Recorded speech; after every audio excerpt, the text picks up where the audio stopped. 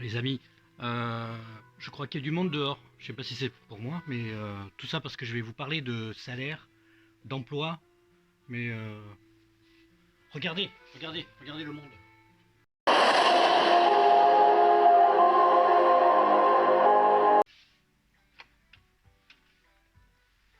Bon, chers amis, bonjour et bienvenue sur RTV Coiffure, donc en direct d'RTV Coiffure. Ici Antonio Martins pour une vidéo d'information sur le sujet qui va être les salaires, l'emploi, le recrutement, exactement. Alors, vous savez tous que la coiffure représente près de 86 000 entreprises et nous positionne actuellement au deuxième rang des activités de l'artisanat. Pourtant, la coiffure souffre du recrutement et peine à trouver des candidats. Alors, aujourd'hui, il y a quelques milliers de postes qui sont à pourvoir, un peu plus de 2600 emplois. Moi, je dirais, ben, où sont les coiffeurs? Où sont les coiffeurs? Donc, nous sommes tous à peu près dans cette peine de manque de personnel et de recrutement. Il faut savoir que sur 10 ans, entre 2008 et 2018, nous avons perdu près de 30% d'effectifs en formation.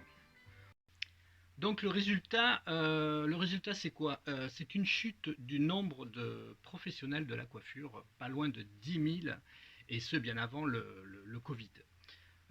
Plusieurs raisons à cela, sans compter que sur cette même période, bon nombre d'entreprises ont arrêté de former des CAP.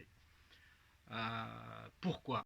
Alors, source FCGA, donc la Fédération des centres de gestion agréés, donc source 2019, nous indique un brut compris entre 1107 et 3339 euros, ce qui fait 2080 euros brut en moyenne. Mais en fait, une bonne partie perçoivent moins de 1500 euros net. Plus facilement, quand on sonde un petit peu les coiffeurs, qu'on discute entre nous, on tourne autour des 1380. Donc à vérifier vraiment, mais c'est ce qu'il en ressort le plus souvent. Donc vraiment le salaire net. Savez-vous qu'au Portugal, un coiffeur gagne entre 680 et 1100 euros net à peu près pour 39 heures. Pas 35 heures, 39 heures. Mais bon, revenons en France et comment faire si le salaire est en cause? Oui, un employeur peut revoir ses salaires à la hausse, hein, comme on disait tout à l'heure, car les grilles, bien évidemment, elles restent indicatives et on peut être au-dessus. Alors oui, un salaire plus élevé, comme je l'ai indiqué juste avant, c'est des charges en plus. Comment pourrions-nous faire pour agir sur ces fameuses charges? Plusieurs points, vous avez ne serait-ce que revoir vos prestations services, de façon à avoir des objectifs un peu plus élevés, enfin un peu plus abordables, excusez-moi, on va en reparler un petit peu plus tard, car avec ce qui se passe aujourd'hui, bien nombre de coiffeurs ne peuvent pas faire face si les salaires vont grimper énormément, donc ça va être compliqué. Prenons une entreprise avec des salariés qui voit son chiffre d'affaires impacté par les charges salariales de 50 à 60%. Donc, soit on travaille seul, soit on veut se développer et il faut agir sur les encaissements. Il y a d'autres paramètres sur lesquels on peut agir, mais ils vont être minimes. Et valoriser les services.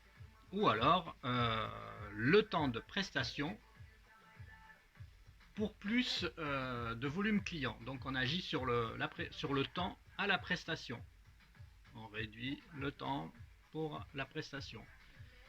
Mais ça veut dire plus de volume, donc plus de chiffre d'affaires, et peut-être plus de stress pour le coiffeur.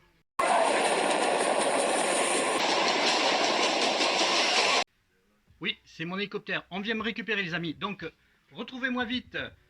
Abonnez-vous, faites partager, faites découvrir, que tout le monde s'abonne. Et rejoignez-moi sur RTV Coiffure. A très vite, on m'attend, j'y vais!